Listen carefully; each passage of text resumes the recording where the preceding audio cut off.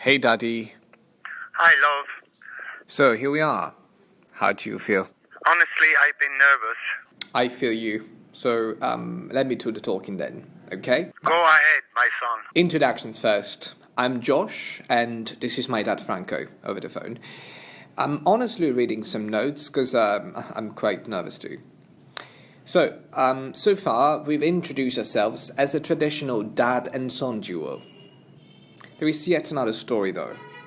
We are both, in fact, gays, homosexuals. Both my dad and I. We both come from the tiniest village in the south of Italy you can think of, where this bond was once a shame, a sin and a disease even. This is not the story we want to share with you, though. Right, Dad? At all, Josh. This is a story of friendship, pride, understanding and empathy. We are Josh and Franco, and this is our story. My father and I both grew up in Ostoni, a small town in Puglia, right on the high hill of Italy's boots. You might have heard of it. It's a cool place to go now. But that wasn't always the case, and we're not tourists here. The ground is red, it's beautiful. The color in the moment is, I think, the best in the year. In May, anything is green and red and yellow, many colors. The smell is beautiful. The ground, from the flowers, from the grass, butterfly and fly, and the smell from the sea. Also from smell from olive tree. Oh, it's so beautiful. When you live in the same place for many years, you say, ugh, shit. And the people of Ostuni, young generation, so sad and I don't like it. It's nothing. After, when you go outside and return, say, oh, Ostuni is my heart. It's so beautiful, it's so romantic, it's so vissuto, come si dice, Giosuè?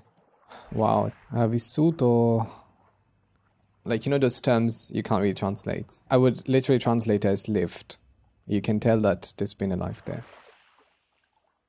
Lives have definitely been lived here, and we're here to tell you about ours. Today, we're openly telling a story together, but it definitely wasn't always like that.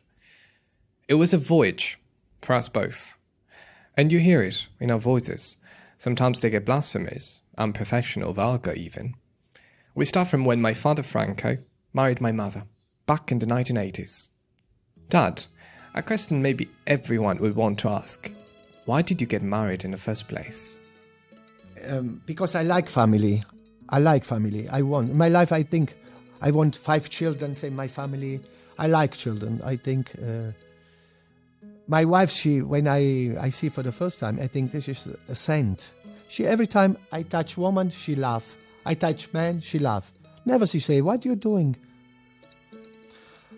And I think this is the mom I want. His sexuality was an open secret in the town, and people questioned my mother for marrying him, including her own family.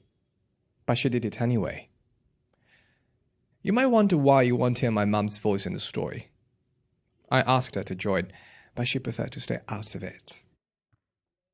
My dad got what he wanted. First my sister, and then me. My parents described me as a rather silent, curious child. But inside of me, there was another world, full of energies, that I felt I had to hide. As I grew up, those energies inevitably started to come out. I drew a lot. I created things. I remember I was very great at imitating people. All my teachers, I could imitate perfectly. But I really, because of my dad, I also had learned what to avoid in terms of movements, in terms of, I was also very self-homophobic. I said, okay, this is not maybe good. Maybe you should avoid this, you should avoid that. I played football, even though I hated it. But that was the sport of Southern Italians, and I had to pretend I liked it just for integration. I had to be a chameleon. I could sing, dance, and paint at home, and then play, shout, and spit on the ground outside. I loved skirts and high heels, honestly. Those were my favorites. I used to put on my head a sort of a t-shirt, like with long sleeves, so that basically I could put like sort of a long hair, because back then my hair was very short, and then I loved to cross my legs and walk like, you know, along a sort of a catwalk or something like that, you know, with this music in my head. Dun, dun, dun, dun, dun, dun, dun, yeah.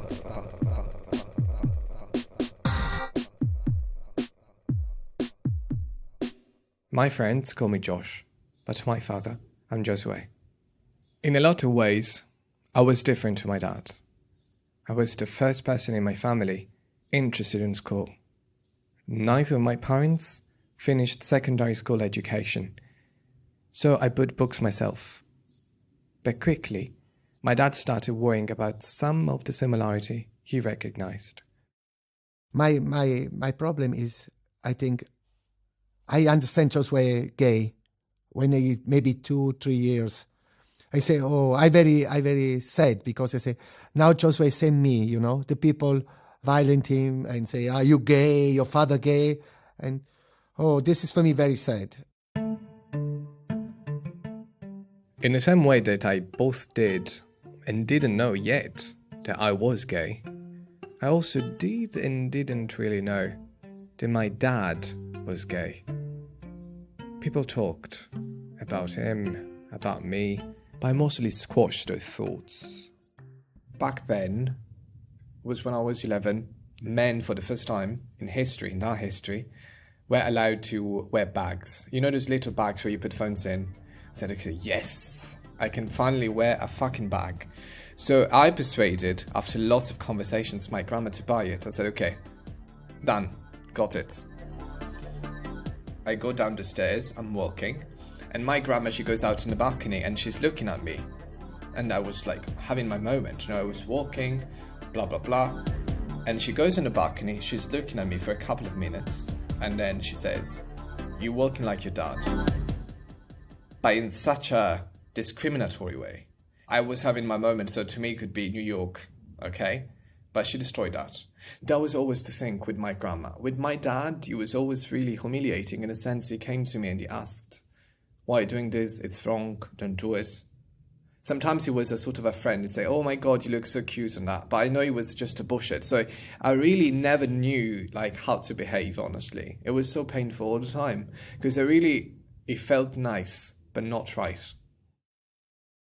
There was a part of my father that wanted his manhood to be proved by having a stereotypically manly son. And I didn't give him that. In myself, also, I want Giosuè not gay because it's stupid at the beginning. Now, no. I want the people think, look, the gay make a man. He make Giosuè is a man, you know. He have many women. And my dad, I remember, he had this sort of idea of this iconic man, like with a suit, going to office, going to the bank, and of course he was a completely different stereotype. But that's not his idea of masculinity anymore. I understand now, I don't like this person. I think when you affrontare, come si dice in inglese? Face. When you face the life, this is for me, man. It's not because you fuck a woman and you are strong and this, no. When you face the life, in every question, money, work, contact with people, this is for me now, this is man for me. Now I'm very happy my son is Giosuè. For me it's no gay, Giosuè is happy, I'm happy. That's a big shift. How did we get here? I think I need to tell you about my dad's restaurant. The answer might be there. I say, I want beginning a new life. And I opened this restaurant. The name I like every time, Locanda, La Locanda. But I have a friend from Taranto, a gay couple. He said to me, why you not call your restaurant The Seven Sins? Oh, I say, yes, I want this. And Old Center for Nostuni is just old people. Come si dice la vedova? Widows, okay. And the old people say, outside, they say, the Locanda, the Seven Sins. Oh my God! In this restaurant make just sins. I'm very happy, I see. Good. The neighborhood around my dad's restaurant was the Old Center, a web of narrow streets filled with the smell of basil and tomatoes. Neighbors called out to each other, mostly old widows. Yes, widows. Italy's got a lot of old people thriving on the Mediterranean diet. And well, the men die first. You walk through a gate, La Locanda 7 Sins, painted above it. There's a courtyard. People drinking, chatting, flirting around a fire pit. It smells of wood smoke and hot summer air. You go inside. It's completely different to anything else in the town. The space feels religious, filled with traditional ornaments. But the music is loud. And then there's my dad welcoming you. And the smell is fried from oil. Rich tomato sauces. Fermented wine. I make pasta, little here. I go outside, and the people, English, say, "Oh, beautiful, what you doing?" I say, "Come inside, you're testing." I make gnocchi, I make cavatelli. Simple, traditional local food. Coffee bubbles through a percolator. No machine. And you know, being the 7 sins, there's sinful sandwiches on the menu. Gluttony. It's very big. Oh my God, I can eat this.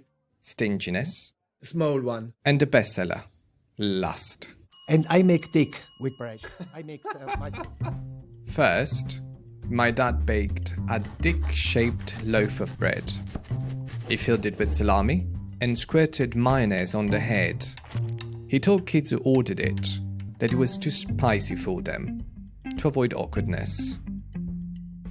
And one time, one old woman, she say she wants last sandwich. Oh my God, because I make a dick, with balls and I cut half and I bring. She say, why you cut? I want together. She make, oh my God. And on the head from the dick, I do a mayonnaise, the cream. Yeah, and she say, I want this. No, you cut the dick. Why? Oh my God. The restaurant was a place where sexuality wasn't judged. A place with a reputation and occasional themed gay nights. Beyond the room filled with people eating is a second room, separated by an alluring curtain. Velvety red, so very lusty. Very lusty. And in order to go through to the loo, you have to go through the curtain, so it was a sort of an invitation. This room was all red velvet and sofas. A sort of a boudoir. I remember touching these sofas and so on and so forth, and my mum just told me, Josh, never sleep there, because sometimes I used to go to the restaurant. You're pregnant. Yeah, I can get pregnant, right away, because I remember my mum...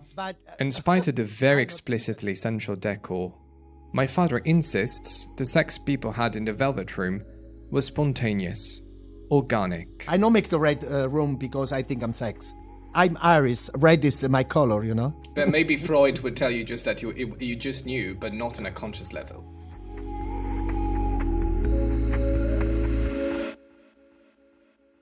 The restaurant and its velvet room grew popular.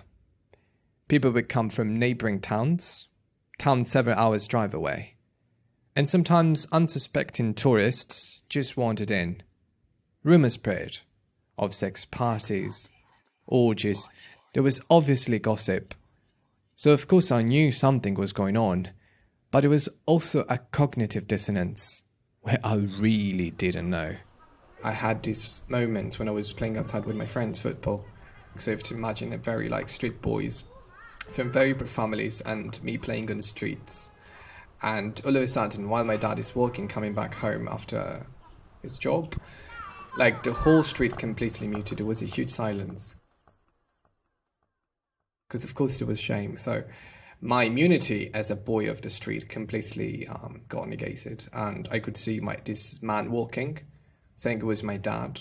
That was causing some sort of a shame, but I couldn't quite understand. I didn't even really know what sex was yet. It took me years before I figured out what was actually going on in my dad's restaurant. And who he really was. I remember when I was around 15 or 16, I received my first laptop with internet connection. And for some reason, I googled la locanda dei sette peccati.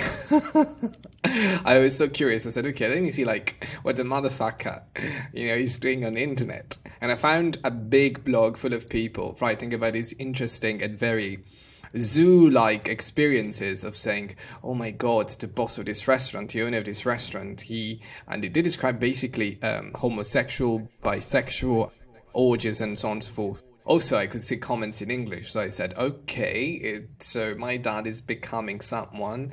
I'm not sure whether I'm liking that. Holy shit. My dad is some kind of an international sex celebrity. What the hell do I do with that? I had a sort of a panic attack. I think I can situate that pain around my stomach and heart. Wow, okay. It was on the internet, and the internet couldn't be wrong. At the same time, I was just starting to have my first homosexual experiences. I had my classmate who had been my classmate for lots of years, and that was the very first person I experimented sex with. And honestly, I had bipolar sensation of gratification and discovery, but at the same time also shame. I was doing something shameful. You should know that this was a pretty traditional Catholic town. Not a town where you felt comfortable to be a young gay boy figuring himself out. Certainly not a place where you would have expected a sex-positive, gender-bending restaurant. But you should also know that the Seven Sins really was a restaurant.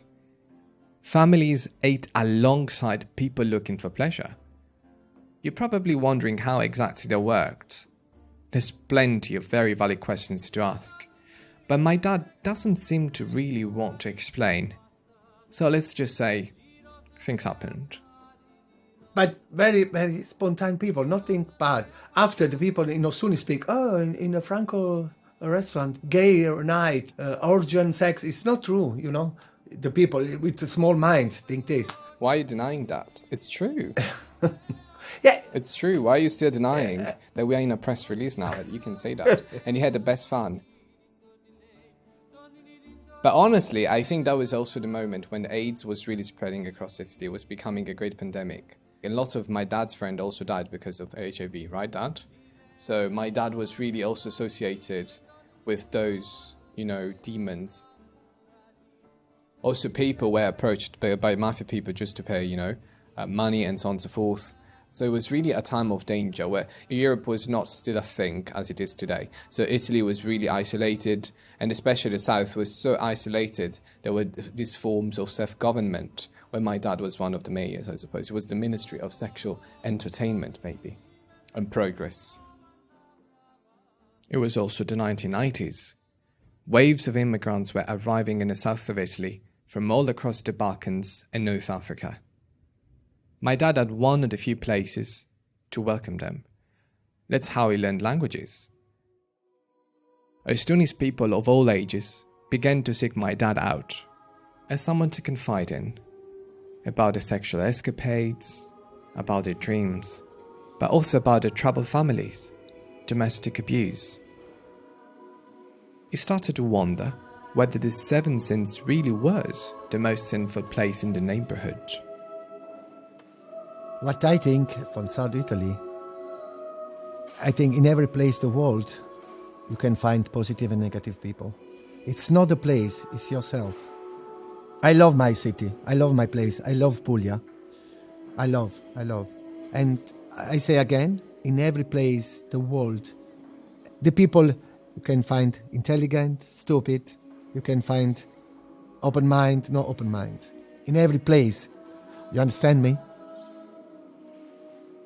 The more I came into my own sexuality, the clearer it became to me that my father was a kind of a trusted secular priest. Hearing confessions from people of any age, colour, sex, the whole town. In fact, Dresden used to be a monastery.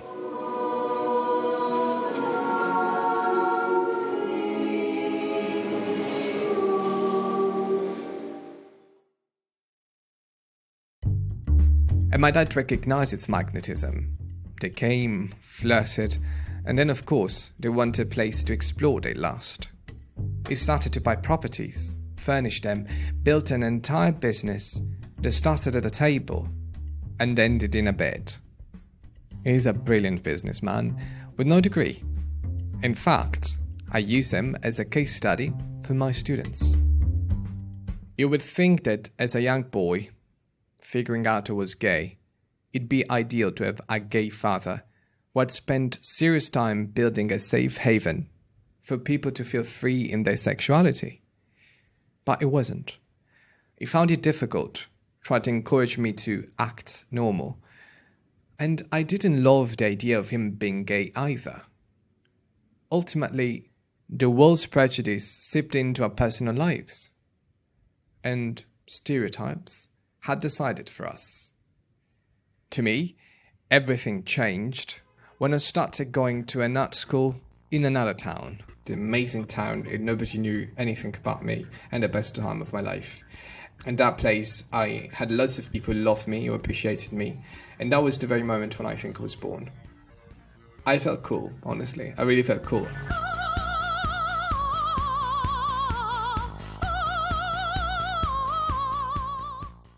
I grew into myself, learned that I liked having my hair long, that earrings suited me. I studied all over the world, found out I loved to teach. For my father, he started to fall into himself when he moved out of his marriage with my mother. In that moment, I think he realized he was a dad. It's good for myself when I go for my wife. 18 years ago, I live alone and I analyze my life alone. You have to help yourself in the old generation. When you come out, it's okay. I understand my wife now. I'm very sorry for this question. I'm very confused, But now I'm happy I have two beautiful children, and very intelligent. Now, for the first time, each member of my family was living alone. We had time to reflect. And I started to wonder how my mother had gone along with this. I was around 21, I was studying in Boston back then, and I asked my mum, how couldn't you understand he was gay? Like, how couldn't you? And she told me, listen, I loved him so much, and I came from such an experienced background that to me it was not possible. And I understood that because also, when you love a person and you associate to that person something bad, you never really think that is the truth. So I think I was living in negation, or maybe in blindness, because my dad was my dad, and being gay was not something a dad has to have.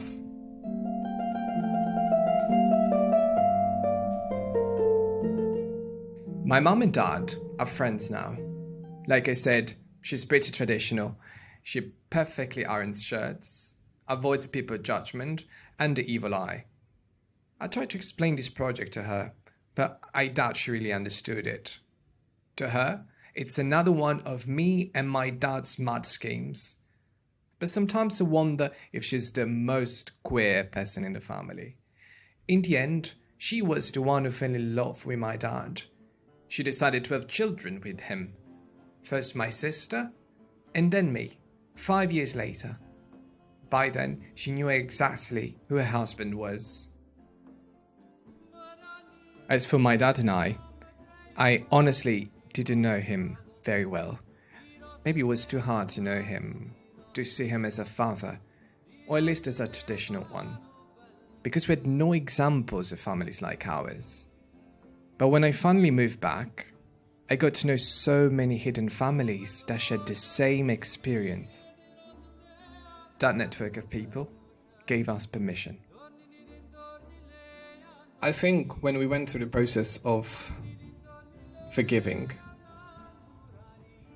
because, I stopped looking at my dad as my dad, but as a human being, and as such, he does make mistakes, but he also brings a lot to the table. As a gay father and son, people sometimes use a story to fit into this idea that gayness is hereditary or some kind of contagious disease. We've gotten that a lot. To those people, this is what we like to say. I'm sorry for you. I think mi dispiace per te, per voi pensare questo. So he's saying that I'm sorry that you believe this. I'm not here to convince you. I wish I could convince you. And I hope that one day you might change your mind. Che non è una malattia. In my dad's words, I still feel a sort of anger or tension to prove. So that would be my generational change. I think the wrong is like when he goes to society and he gets manipulated in a way that it becomes a problem. I have to be like intellectually honest, and I don't know, honestly, I don't know the answer. But the fact that I might have inherited from my dad, it's fine. I've inherited so many other features of my dad, including this. What's the problem with that? It might be. Why should it account as a disease? It's the stigmatization that makes it a disease. I can't imagine a world without homophobia because I was born and I'm still living in one. It's a job on a daily basis to just defend ourselves from this fear that has been created. But when you take the responsibility to become a person in power, either a politician or a representative, you do owe me. I think this effort of imagining a world without homophobia should be in the mind of other people to have power, for example, politicians. I can't, so it means that a job is failing. Gay is normal. I think anything what you feel is normal. Respect is important. We both have clear ideas on what we like to see change. Yes. To talk is very important. Allora, okay, my father never speak to me. Not come to me and say, come here. What is the problem? Why my father not take my hand and say, come here, my son. Come here, don't worry. What is the problem? Now, I think it's important when you open your door from your house, you find love. You have to speak with your son. Why are you doing this? You okay? You love this? You have to speak and explain. Son, you explain me. Let me understand. It's not easy. It's not easy. But you have to trust, you know. There was a beautiful program in Italy, because Italy, got unification very late. And up until the 1950s, 60s, Italian was a different language depending where you came from. There was not a unified language. And there was a beautiful program that was called Non è mai troppo tardi. That means it's never too late. Where a teacher went on TV, main channel, and taught Italians Italian. That would be beautiful if the main channels of Italy brought Italians back to school of any age to educate ourselves to really the dictation of elementary things, how to behave, how to accept. Even my dad, I think, I was listening to him before, and is rather skeptical in terms of using gay. We are equal, we are all normal, and so on and so forth. I'm not gay. Why can't you say, hi, I'm Franco, I'm gay? Why can't you? So why don't we have one of those programs, It's Never Too Late, main channel? That would be beautiful. Television becomes educational. Growing up, I couldn't have imagined the life I have now. I didn't have many positive examples. So I thought of my future life as a miserable one. Maybe with a woman I had to lie to, with children like me. Whereas here I am. I've lived all over the world, studied what I loved, pursued my dream, become a professor. I have a boyfriend that I love, who loves me. Of course it's not perfect, but I have my life together. And Dad, on behalf of all those who appreciate you, and also those who made their life harder, I have some words for you.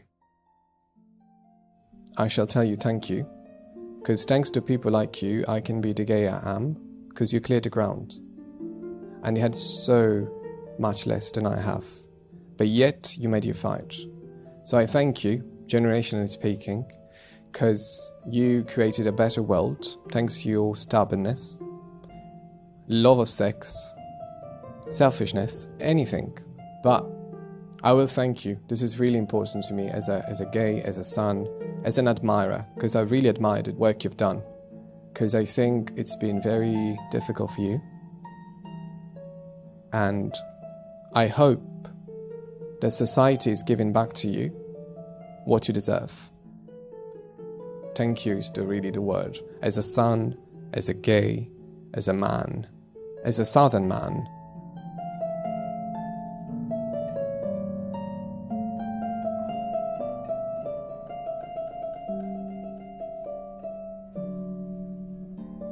This episode was co-authored by Josh Prezioso and me, Katz Laszlo. Josh was your host, and production and sound design came from me. Thank you, Josh and Franco, for trusting us with your souls. Invaluable editorial support came from Katy, Dominic Kraemer, Andrei Popoviciu, and Priyanka Shankar. Special thanks to all the studio engineers and delivery people who made it possible to make this intimate story remotely.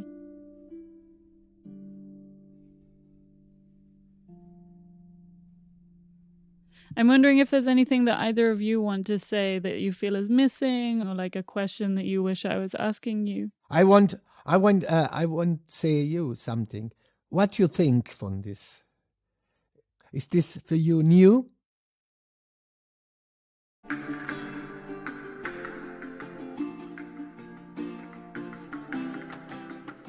This podcast was made in cooperation with Allianz Kulturstiftung, an independent, not-for-profit cultural foundation committed to strengthening cohesion in Europe using the tools of art and culture. The Europeans is a podcast from the Are We Europe family. And of course, many thanks to our Patreon supporters who are generously keeping this podcast going. Music was Tarantella del Gargano by Marco Beasley, published by Out Here Music, Italian Opera by UV Protection, Andante from Bach's Italian Concerto, performed by Katrina Finch, Amore by Mina with Warner Music Italy, Tomb by Veshza, La Luna e Fisarmonica by Moran, Disco Ball by Yevgeny Barduja, and of course, the one and only Jim Barn. Additional music from Blue Dot Sessions and sound effects from freesound.org.